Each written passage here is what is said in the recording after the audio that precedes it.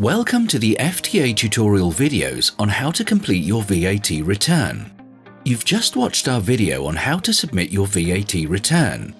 In this module, we'll explain how to pay your tax liability. In order to make a payment, you should return to the e-services portal and navigate to the tab called My Payments on the navigation bar at the top of the screen. You will be taken to a screen which displays the total outstanding VAT liability on your account. This will include any VAT liability due, plus any applicable administrative penalties. Enter the amount that you would like to pay into the box and click Make Payment.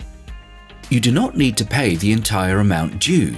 However, if any amount is outstanding after the deadline for payment for the tax period, you will be subject to administrative penalties for late payments.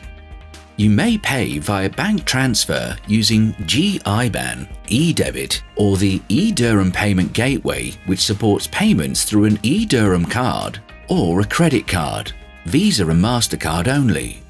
A payment using an E-dirham card will typically incur a charge of 3 dirhams, while a payment using a credit card will typically incur a charge between 2 to 3% of the total amount. For more information regarding E-dirham cards and the various options available, please use the E-dirham webpage www.edirhamg2.ae.